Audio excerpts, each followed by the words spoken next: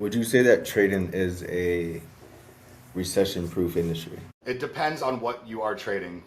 Typically, most people have a 401k. Those are not recession proof. Those go down if the market goes down. What we trade is we can bet against the market or we can I bet, see. bet towards the market to go up.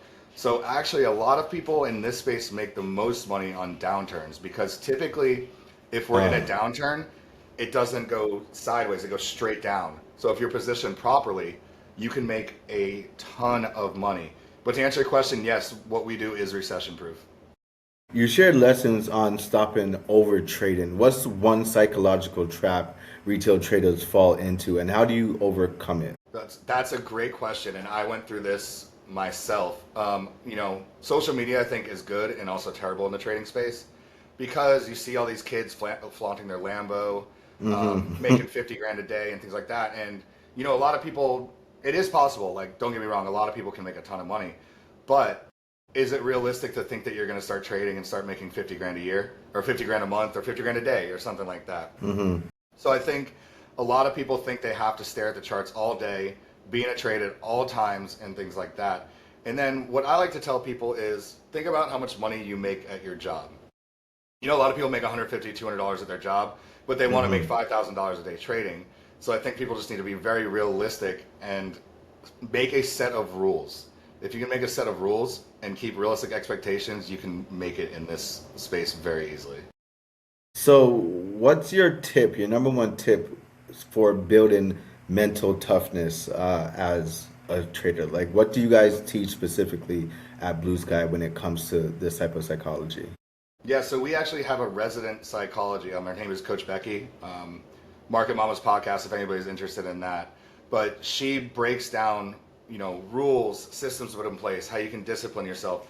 I'd say number one, if you're not disciplined in your real life, you wake up late, you don't do the things you're going to say you do, it's going to translate into your trading and you're not going to follow your system of rules. But at the end of the day, the only way to make it in this game, in my opinion, is to have rules and follow them.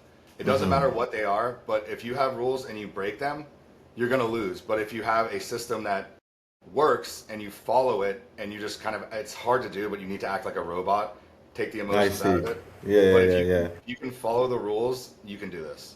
Like I said, I've seen people come in and they follow their rules and week one they make money, and I've seen people that 3 years into it they keep breaking their rules, doing the same thing over and over again, and they haven't made a dollar. Yeah, I think psychology is a huge part of it. Someone once told me that there's people who trade who they start to get successful and they may have been, let's just say losers their whole life, but now they're making money. They start to make decisions to like get into revenge mode, right? Yep. And they start making riskier trades just based on the fact that they want people to see them win. So it's good that Blue Sky helps ground these people. But let me ask you, from speaking on stage, from hosting your own podcast, what is one life lesson, even growing up in Florida, that fuels your drive into high stakes trading?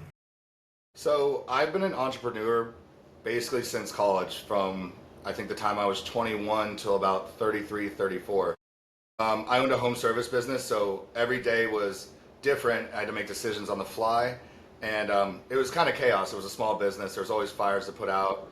Some months were good, some months were bad, and I think that translated into trading very well because you have to make decisions on the fly, and that's just something that I didn't have to learn. I think I could just hop right into it. And the same thing with Blue Sky in the trading space. Issues pop up, meetings pop up, things like that. So I thrive on a fast-paced environment, and I don't think there's much more of an environment than day trading where it's that Right, fast-paced. right.